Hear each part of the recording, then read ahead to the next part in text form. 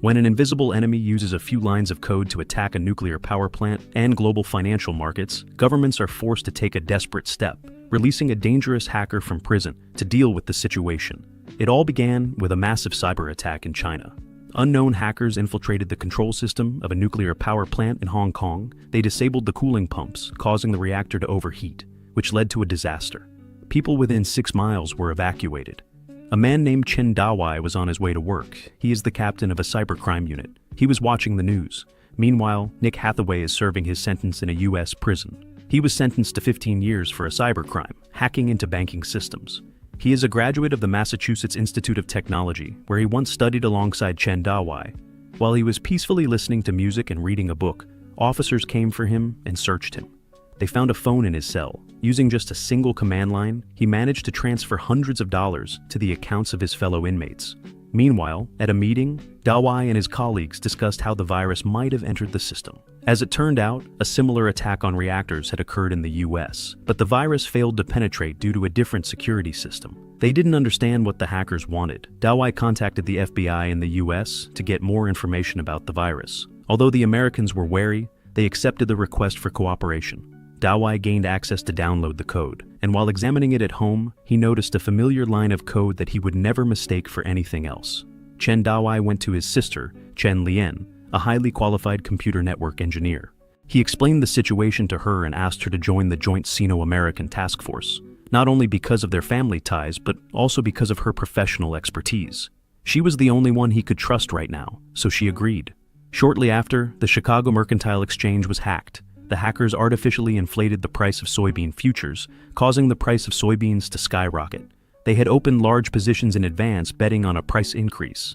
When the price skyrocketed, they sold the contracts at a high price. The hackers made about $74 million by manipulating the soybean market. The accident in China and the soybean price crash in the US were the result of the same virus. The FBI explained their version of how the virus infiltrated the system, but Dawei, who had already joined the team, was dissatisfied with their theories. He stepped aside to speak with Agent Carroll and criticized their report on the virus, calling it the work of interns, not professionals. Instead, Dawei proposed his own plan. Nick Hathaway, who was serving a 15-year sentence for hacking, could assist with the investigation. The FBI considered this, and later Carroll arrived with a folder of information on Nick. She was outraged by the idea of releasing a dangerous man who had hacked 4 banks. Dawei explained that when he read the code, he recognized his own lines. He was a co-author on the first part. That was 8 years ago in college, and his neighbor was Nick Hathaway. Nick was the lead author of the code, and Dawei called him a genius. Now, however, hackers had found Nick's code online and repurposed it for their own goals, but Dawei was certain that only the true architect of the code, that is, Nick, would be able to figure out how to track down the attackers. The warden called Nick for a talk and informed him about the attack on soybean futures. He promised to ease Nick's prison conditions if he agreed to help the FBI. Nick was outraged by such an unfavorable deal, saying that the FBI had no chance of figuring this out without him, so he laid out his terms, seeking full release from prison immediately after cooperating with the FBI. In the end, they had no choice but to agree. Dawei met Nick, and the old friends were happy to see each other. The group boarded the plane together. Dawei gave Nick full access to the computer, but Carroll argued with him about it, threatening that if he didn't follow the rules, she'd send him to China and Nick back to prison. Lian stood up for them. The team flew to the Chicago Mercantile Exchange office. During the inspection, Nick reasoned that to install the virus, someone had broken into the room and downloaded it directly from a USB drive. Nick was given access to the main computer and concluded that the hacker had implanted the malware via an autorun.env file, which automatically launched the virus as soon as any USB drive was connected to the computer. An employee noted that there was one man who also had access to this computer and had quit after a month on the job. Nick asked for a photo of him from his ID badge. Later, Dawei and Nick analyzed the hacker's strategy. To avoid detection, it would have made more sense to artificially raise the price gradually, stretching it out over several months. But the hacker raised it by 250% in a single day, deliberately seeking to draw attention to himself. Maybe he needed the money right away. Since the code isn't finished yet, Nick thinks the main attack is still to come. Suddenly, they were given a photo of an employee named Lozano. As it turned out, his real name is Alonzo Reese, and he served 2 years for carding. He's currently in Los Angeles, and the team needs to find him. Lean and Nick set out to find Reese along with Mark Jessup, whose job was to keep an eye on Nick using a tracker in his ankle bracelet. Meanwhile, Davai and Carol demanded a list of traders who had profited from the spike in soybean prices. The exchange representative didn't want to give them the traders' personal information, but Carol threatened to ruin his reputation for covering up for cyber criminals. Meanwhile, Nick and Leon found Alonzo Reese, though he was already dead. Nick examined the guy's laptop and found an invitation to a meeting in yesterday's emails. Leon noticed that he had used network routing and could transmit encrypted data while remaining anonymous, without a single IP address. Nick replied to the email and agreed to the meeting on Ray's behalf. Mark Jesup's phone was out of service, and Nick, pretending to fix the problem, made sure the location data from the ankle bracelet was updated only once a day. Leon knew Nick had pulled a fast one, and now the two of them, Nick and Leon, headed to meet the strangers at the restaurant mentioned in the email. They arrived and sat down at a table, and Leon asked why Nick had gone to prison.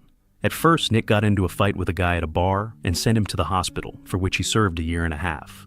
It was hard to find work when he got out of prison, so Nick started skimming credit cards and robbing banks. But he noted that he never touched people's personal accounts.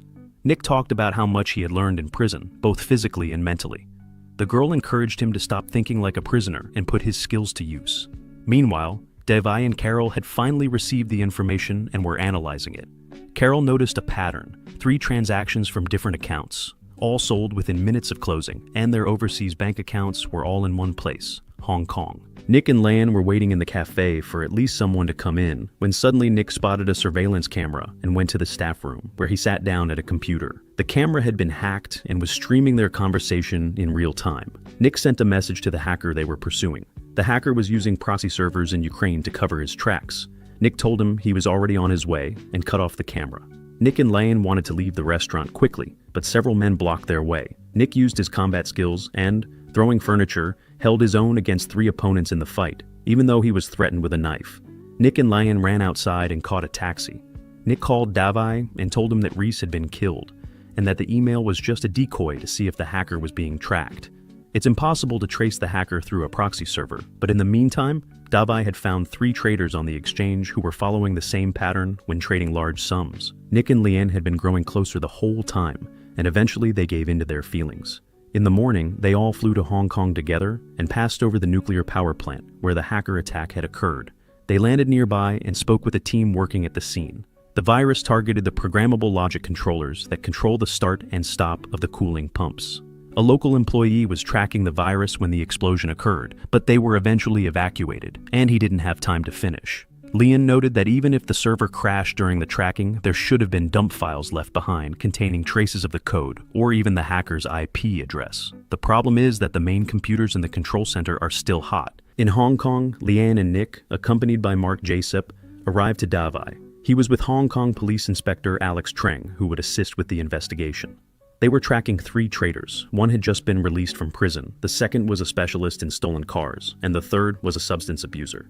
The FBI suspected they were middlemen, as they didn't look like genuine stock exchange traders. Based on their locations, Nick deduced that all 3 walked through Yau Ma Tei.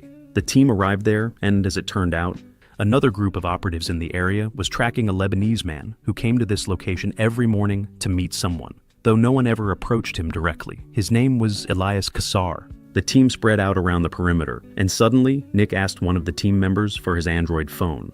Nick downloaded an app that detects Bluetooth signal strength and suddenly found a Bluetooth transmitter with a short range. As it turned out, the 3 pseudo-traders weren't meeting with Kassar, but with the Bluetooth transmitter. When the traders walk by, their receivers pick up a text message. They read it and immediately delete everything. It would take about a month to hack something like that. Carol wanted to interrogate Kassar, but Nick was sure he wouldn't crack. Later, Leon and Nick spent time together. The girl asked what he would do when this operation was over, and he just joked that he would work as a TV repairman. Later, the surveillance team was watching Kassar, and he spotted them because of a light reflecting off the dishes. The team of FBI agents got tired and fell asleep, when suddenly the alert system went off. Right now, 3 dealers were withdrawing a large sum of money. Davai notified Nick and then saw his sister with him. The team gathered, called for backup, and set off in helicopters. On the way, Nick wanted to talk to Davai about his sister, but his friend wasn't blind and had already seen everything himself.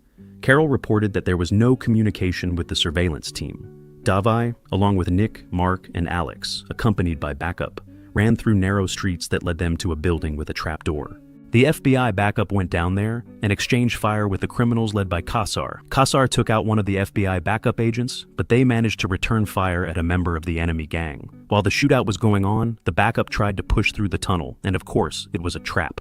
A loud explosion rang out. Suddenly, during the shootout, a bullet hit Alex in the shoulder. The group of criminals was moving quickly, so 3 team members, including Nick, ran after them, leaving the wounded man behind. The team didn't make it in time, and the criminals left the port by boarding a ship. One of the criminals did not survive. Later, all emergency services arrived at the scene. The criminals, carrying bags of cash, made it to the ship. Then the nuclear power plant workers called. They had stabilized the reactor, and although it was hot in there, it was now safe to enter. The 3 of them, Nick, Mark, and Davai, headed there.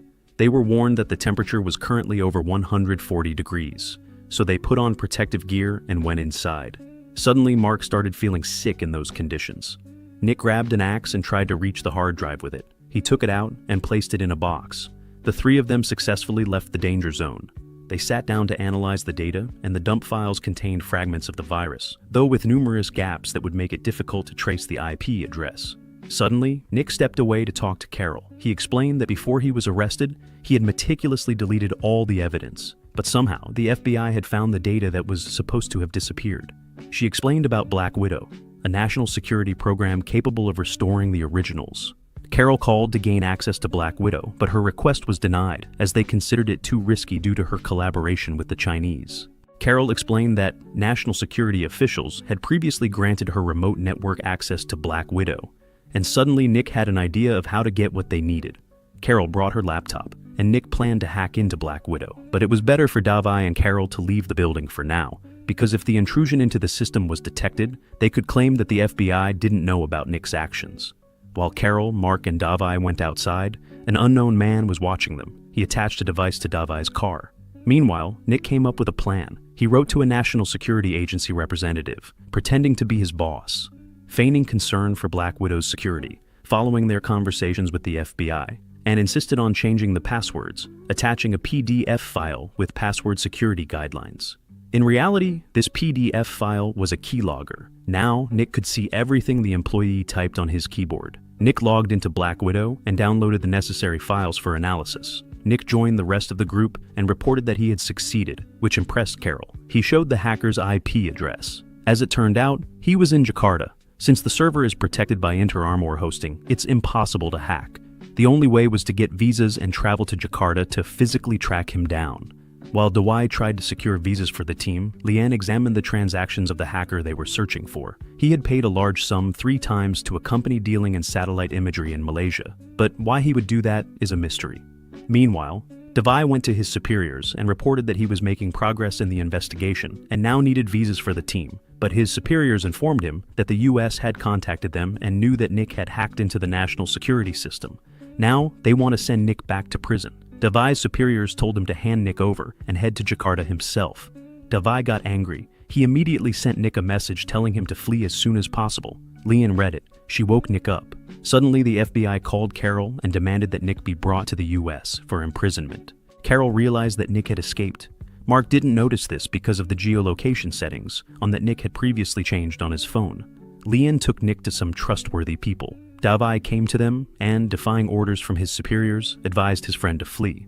Dawai wouldn't betray his friend. He decided that his sister wouldn't go to Jakarta, just the 2 of them. Carol and Mark were following Nick's locator. It seemed Carol was skeptical of her superior's orders, knowing that Nick was doing everything he could to find the criminal hacker. Dawai and Nick were about to hit the road, but Nick couldn't help but talk to Lian. She was upset that she couldn't go with them. Nick explained to her that he was now a fugitive and it was dangerous, and that her brother only wanted the best for her. Just then, she waved to Dawai, who was sitting in the car, when suddenly something terrible happened. The car exploded. The device that an unknown person had planted earlier had been activated. Suddenly, Kassar's gang arrived from behind and started shooting at them. Mark and Carol pulled up and tried to stand up to the gang, but they were also killed. Shocked, Nick and Lian fled. They went down into the subway. For now, they managed to escape, and Lian paid an acquaintance who cut open and removed Nick's geolocation bracelet and arranged a flight for them. They boarded a private jet and flew first to Malaysia. The coordinates from the satellite images the hacker had purchased pointed there. There, they climbed down into a trapdoor and found pumps of the same model used in the reactor. Tin is mined in Malaysia, and there are processing plants nearby. Nick concluded that the hacker had attacked the reactor not for the reactor itself, but to shut down the pumps. He realized that the attack on the nuclear power plant was just a rehearsal, and the soybean futures were a way to raise money. The hacker's main goal was to shut down those pumps and flood the tin mines and villages along with the people. That way, tin prices would skyrocket and the hacker would win. Eventually, Nick and Liane headed to Jakarta. At a local market, Nick bought some tools. They rented a car with cash and found a hotel room. That night, they drove onto the roof of a parking garage and rammed a truck straight onto the roof of the neighboring Intramur building, where the hacker's server was located. In the chaos, Nick managed to sneak inside and went unnoticed. At the computer, he copied all the necessary files to a hard drive, and back at the hotel, he and Liane analyzed the data and discovered that the hacker was planning an attack on 5 tin mines by flooding the valleys of 5 rivers. Liane discovered that the hacker had deposited $73 million in a local bank, cash they had earned from soybean futures. Liane went to the bank, having first spilled coffee on some fake papers. She arrived posing as a woman who had a meeting scheduled there, explaining that her presentation had gotten wet, and she urgently needed to print a new copy. She gave the man at the front desk a flash drive, and he plugged it into the computer. Meanwhile, Nick remotely accessed the bank's accounts and found the hacker there. Nick stole the money and left him a message with a phone number. They waited for at least some kind of response, and in the meantime, Liane was flipping through photos of her brother. Suddenly, the phone rang. It was Kassar. Nick demanded that his boss call back in 15 minutes. The phone rang again. It was the lead hacker, Sadak. Nick said he wanted 20% of the tin profits, since the hacker had used part of his code. Sadak demanded to meet with Nick, but Nick was only willing to meet with him and Kassar, no one else.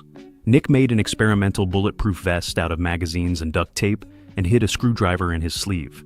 The meeting place was set, and Liane watched everything from a distance.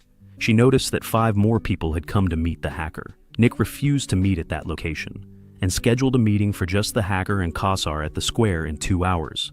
The square was crowded. An event was taking place. Nick walked behind Kassar, but before he could attack, Kassar spotted him. While Kassar was searching him, Nick managed to pull a screwdriver from his sleeve and take out Kassar.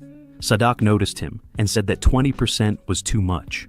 Nick didn't care about the money. He wanted revenge for his friends. Suddenly, the hacker's gang opened fire. Nick took out the gang members, but then Sadak tried to sneak up on him from behind with a knife. Nick parried the blow and took out the hacker. Nick was wounded, and Liane helped him walk. Together, they treated the wound.